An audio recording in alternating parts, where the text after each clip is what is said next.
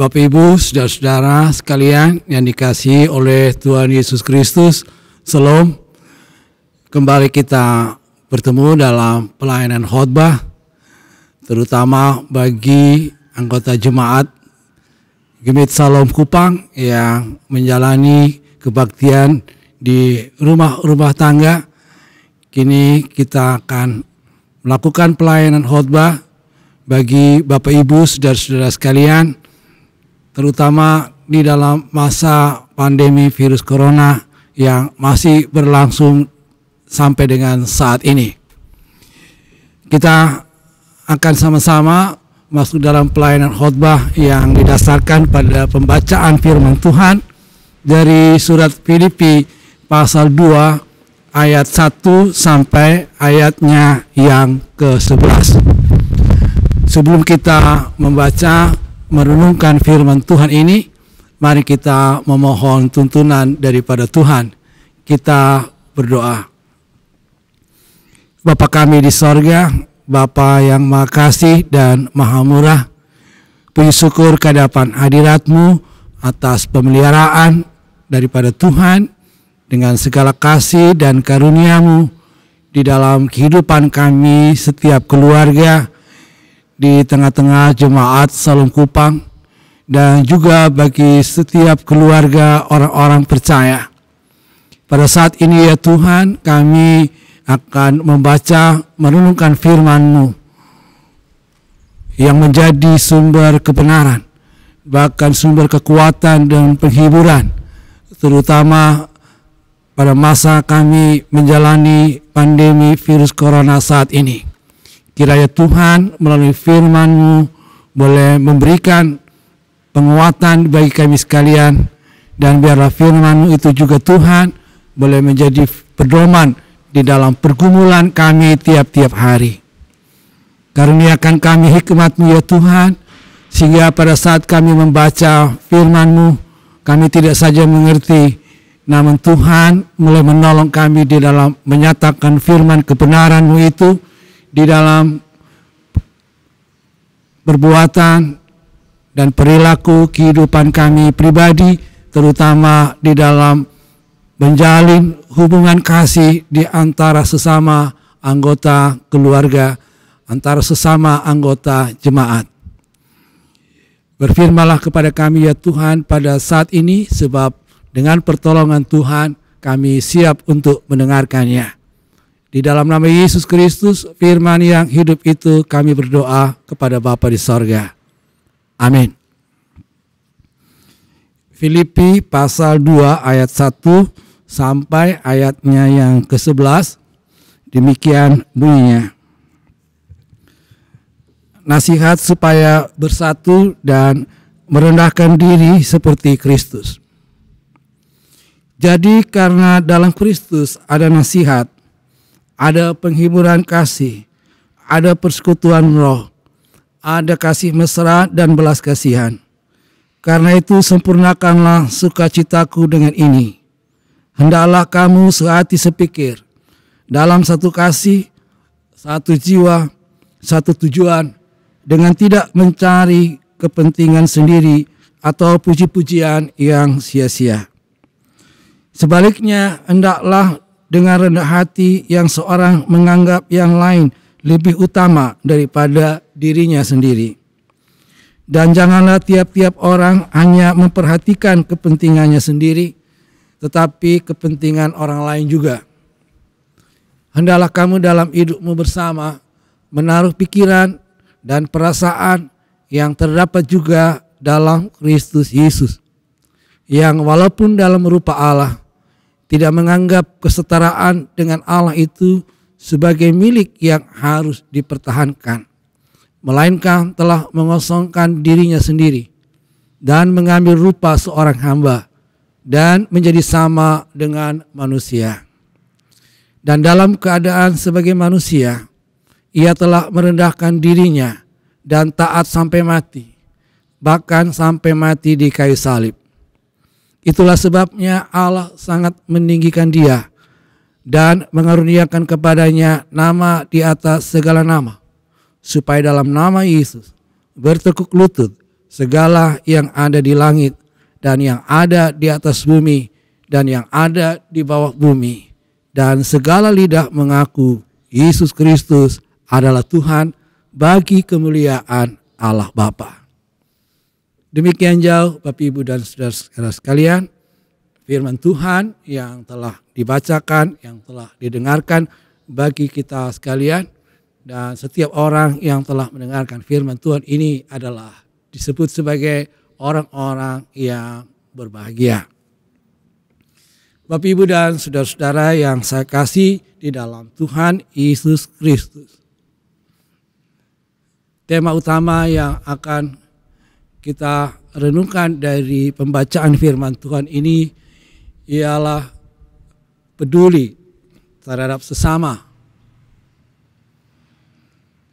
Ada banyak hal yang menjadikan kita sebagai orang yang hidup di tengah-tengah persekutuan jemaat, kita dituntut untuk menjalin hubungan di antara sesama orang-orang percaya dan juga di antara sesama orang-orang yang lain. Tetapi hal yang menjadi dasar dari tema pembacaan firman Tuhan ini adalah bagaimana kita belajar menjalin kehidupan persekutuan di dalam jemaat untuk melatih kehidupan kita sehingga kita boleh menjadi saksi bagi orang lain, bagi orang-orang di sekitar kita, bagi masyarakat, dan juga sebagai bagian dari warga negara Indonesia. Kita dalam situasi menjelang proklamasi kemerdekaan Republik Indonesia di tahun 2021 ini. Tentu kita juga menyadari akan kedudukan kita tidak saja sebagai orang percaya, tapi sekaligus sebagai warga negara Republik Indonesia. Bapak Ibu dan saudara-saudara yang saya kasih di dalam Tuhan Yesus Kristus, kita kembali kepada pembacaan kita dari surat Filipi. Filipi sebuah jemaat kecil yang telah tumbuh menjadi jemaat yang baik, jemaat yang sehat. Tetapi kehidupan persekutuan jemaat yang baik itu selalu menghadapi tantangan dari orang-orang yang mencoba memecah belah persekutuan itu sendiri. Ini tantangan yang disadari oleh semua jemaat.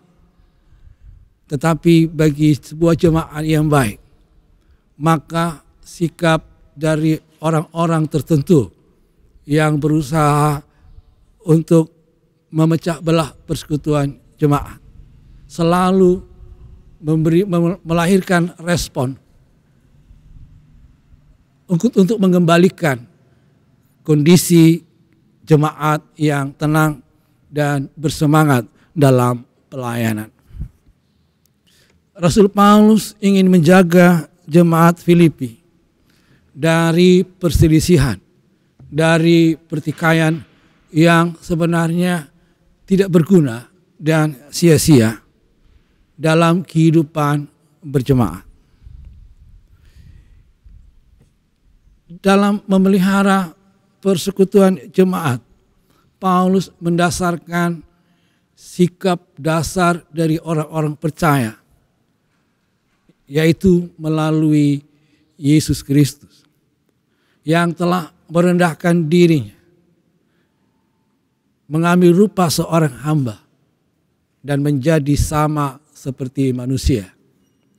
Dari kedudukannya sebagai Tuhan, dari kedudukannya dari sorga dan hadir di tengah-tengah dunia ini, menjadi sama dengan manusia bukannya tidak ada tujuan, tetapi Tuhan menghampiri kita manusia agar kita dapat mengenalnya, agar kita dapat menyaksikannya, bagaimana karya penyelamatan Tuhan berlangsung di dalam diri Tuhan kita Yesus Kristus yang telah merelakan nyawanya untuk menebus dosa-dosa kita Dan dengan tebusan dosa itu, kita boleh mendapatkan jalan masuk dan layak untuk mewarisi kerajaan Allah.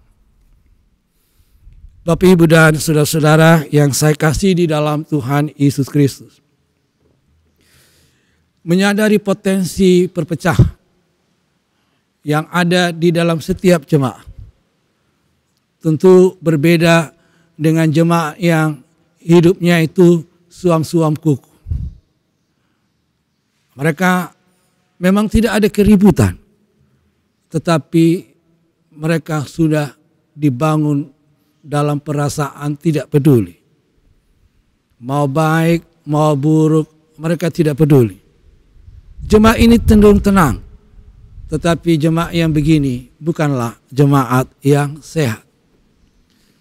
Jemaat bertumbuh sehat kalau dia terus bergumul dengan tantangan-tantangan seperti itu, di mana terus berusaha agar perjalanan iman orang-orang percaya benar-benar terarah kepada Yesus Kristus yang adalah kepala gereja.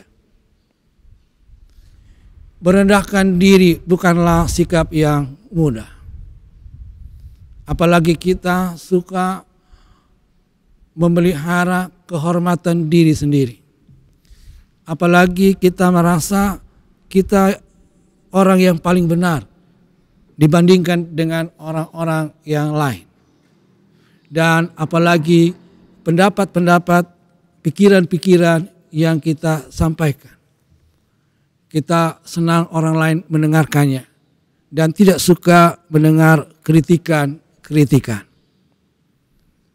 Bapak, Ibu, dan saudara-saudara yang saya kasih di dalam Tuhan Yesus Kristus, pertikaian atau perselisihan itu kalau mulai timbul dalam sebuah jemaat yang sehat, maka ada reaksi untuk mengembalikan kehidupan jemaat, di mana perselisihan itu harus ditangani.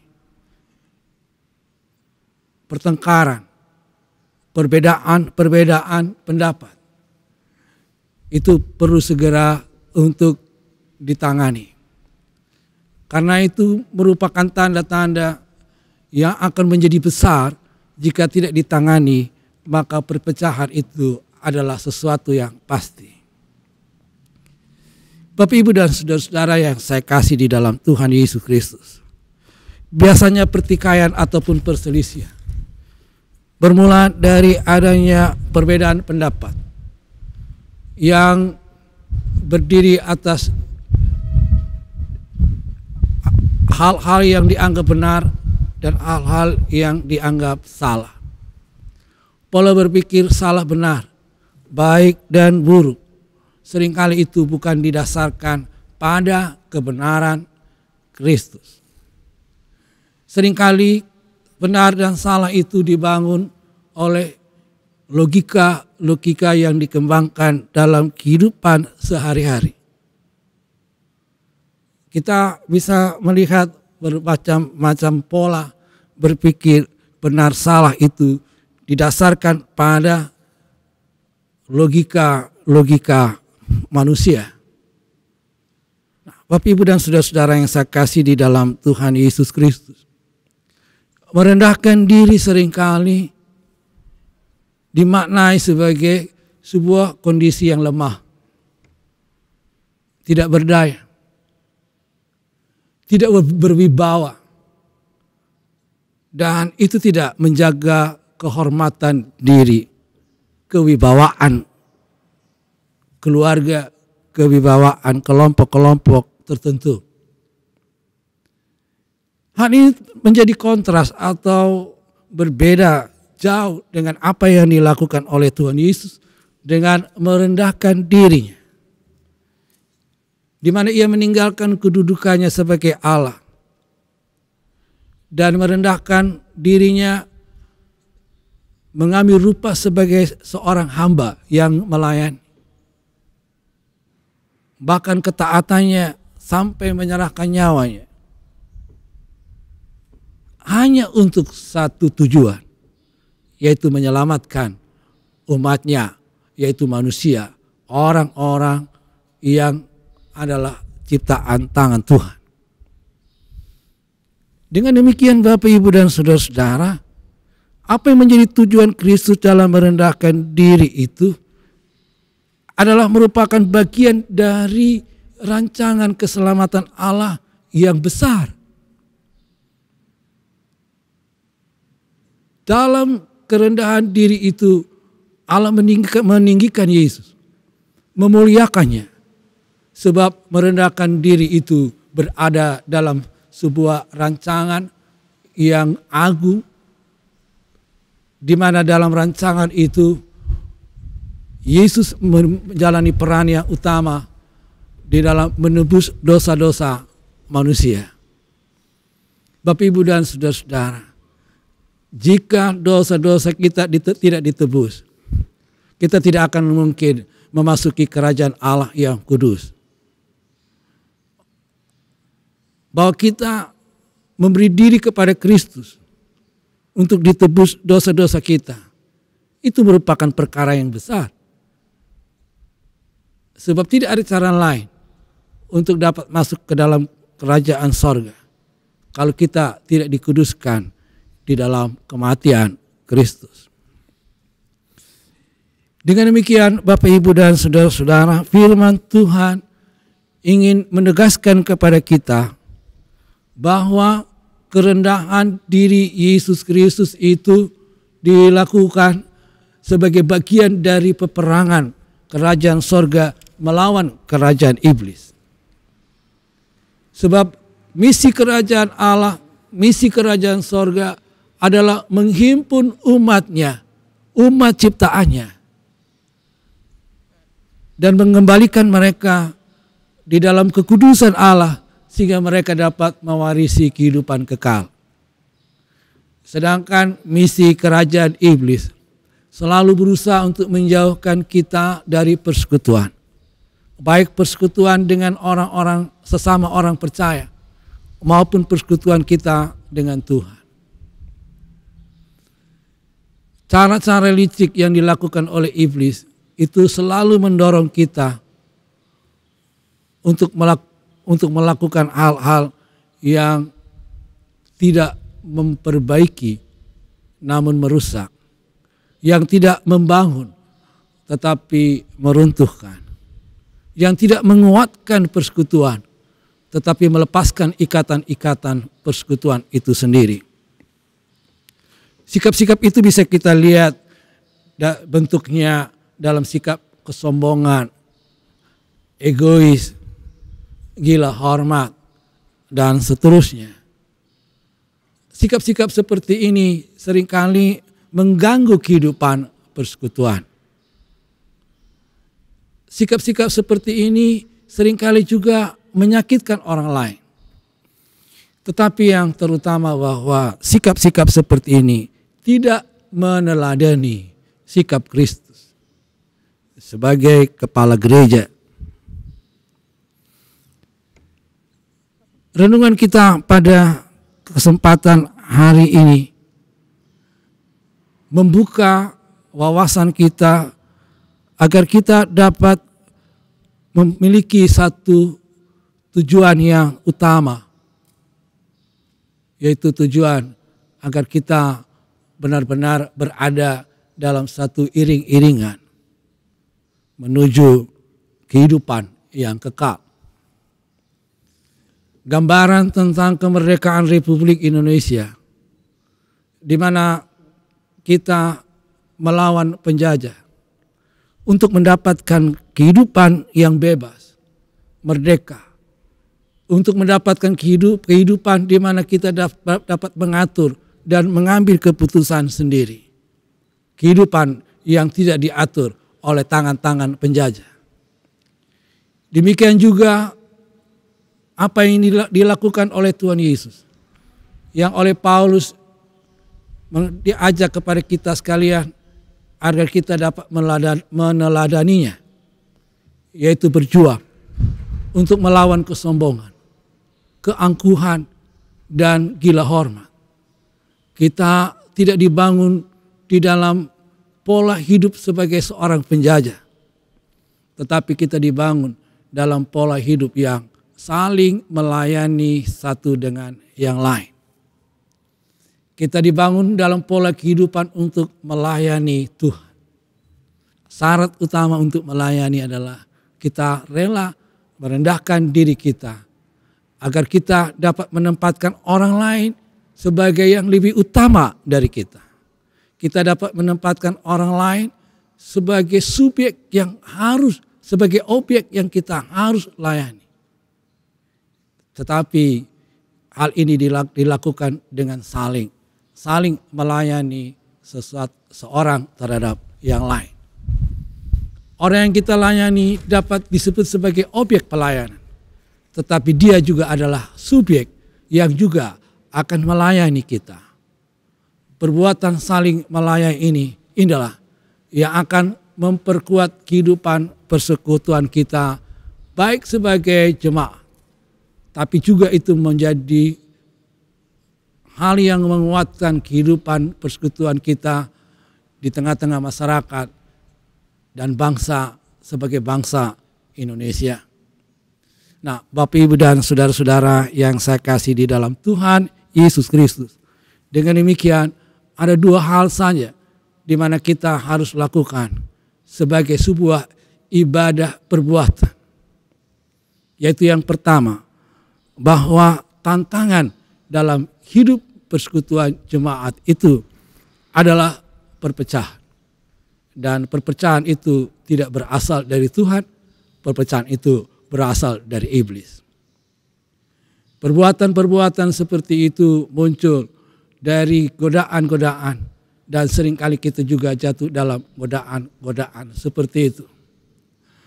Hal yang kedua, selain kita menyadari apa yang menjadi masalah, apa menjadi tantangan bagi kita dalam membangun kehidupan persekutuan.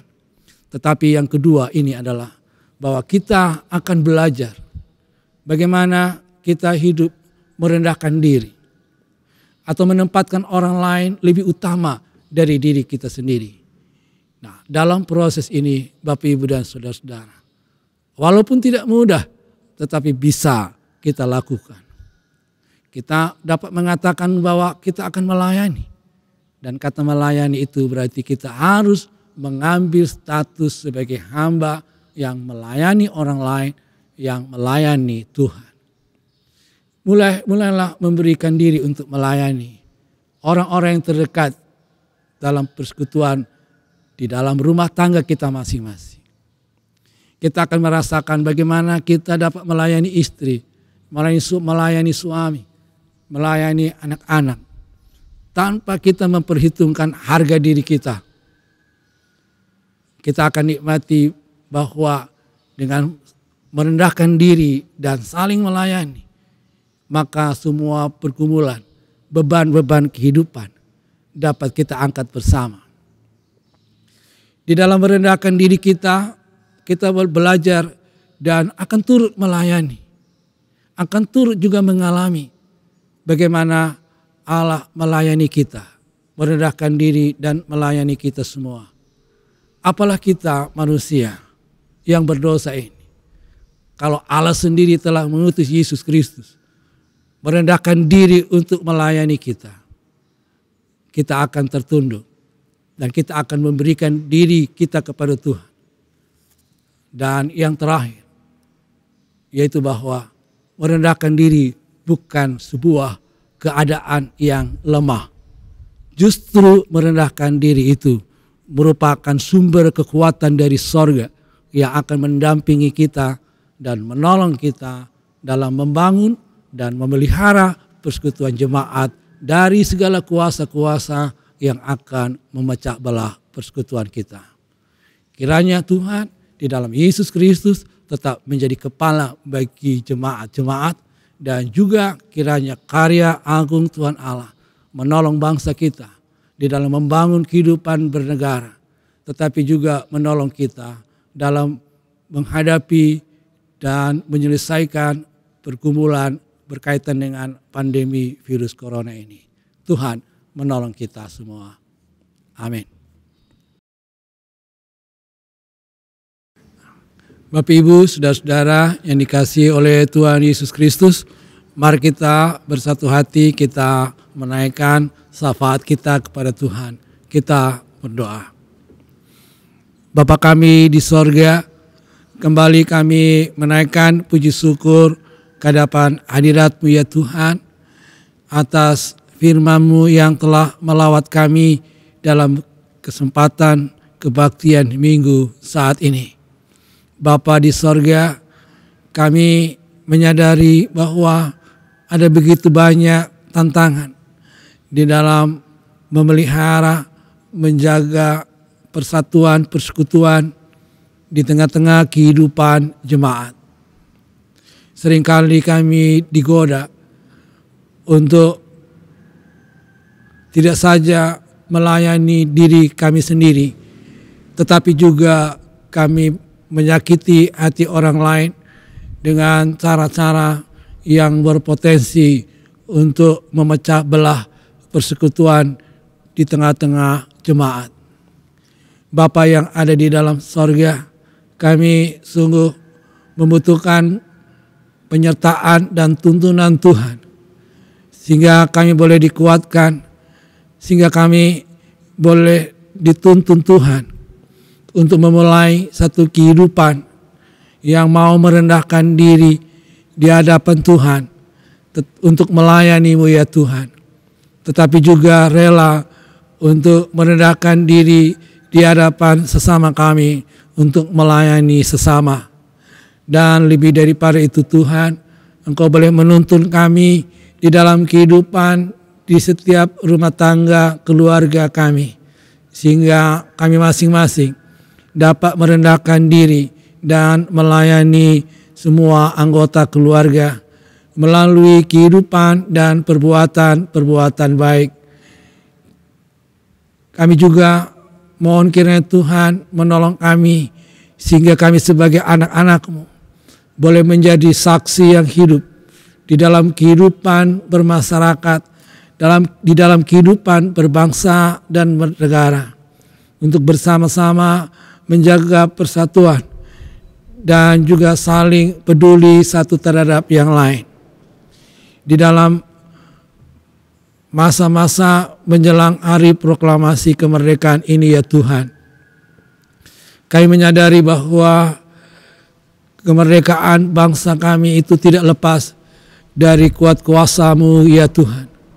Oleh karena itu biarlah melalui kehidupan kami yang saling peduli, saling melayani satu dengan yang lain, kami boleh menjadi bangsa yang kuat, tidak saja di dalam membangun kehidupan yang damai dan sejahtera, tetapi juga terutama di dalam bersama-sama menghadapi pandemi virus corona ini ya Tuhan. Biarlah kami tidak saja menggumuli masalah-masalah kehidupan kita pribadi, kehidupan kami pribadi, lepas pribadi, tetapi juga kami dapat melayani dan menolong orang lain. Bapa yang ada di dalam sorga, dalam kesempatan kali ini ya Tuhan, kami kembali mendoakan bagi saudara-saudara kekasih kami yang masih dirawat di rumah-rumah sakit maupun yang merawat diri secara mandiri di rumah mereka masing-masing. Kiranya Tuhan tetap menyertai dan menolong. Engkau memberkati semua obat, makanan, minuman, dan semua perawatan yang dilakukan, yang diterima. Biarlah melalui semuanya itu Tuhan, Engkau boleh memberikan kekuatan dan pemulihan, dan mereka dapat beraktivitas kembali sebagaimana biasa di tengah-tengah kehidupan keluarga dan juga di dalam pekerjaan sehari-hari. Bapa yang ada di dalam sorga, kami mendoakan semua keluarga-keluarga yang mengalami duka cita atas meninggalnya orang-orang yang mereka kasihi, baik meninggal biasa maupun meninggal akibat COVID-19. Tuhan tetap menyertai dan menolong mereka memberikan kekuatan dan penghiburan, sehingga mereka dapat melanjutkan hidup di dalam pengharapan kepada-Mu ya Tuhan. Kami juga berdoa bagi semua keluarga-keluarga yang terdampak pandemi ini berkaitan dengan kemampuan ekonomi rumah tangga. Tuhan, kami percaya Engkaulah satu-satunya berkat di dalam kehidupan kami. Dan karena itu kami terus berharap kiranya Tuhan tetap menolong kami dengan berkat-berkat-Mu mencukupi kebutuhan hidup kami tiap-tiap hari. Bapa yang ada di dalam sorga, masih ada banyak hal yang menjadi pergumulan dan harapan yang ada di dalam hati kami masing-masing. Tuhan mengetahui semuanya dan kami pertaruhkan itu di dalam tangan kasih Tuhan. Karena kami percaya Engkau akan memberi jauh lebih baik dari apa yang kami harapkan. Karena itu ya Tuhan, kembali kami menyerahkan seluruh keberadaan kehidupan kami untuk senantiasa dituntun oleh Tuhan. Dan Engkau tetap menjadi sandaran hidup kami di dalam pergumulan kami tiap-tiap hari.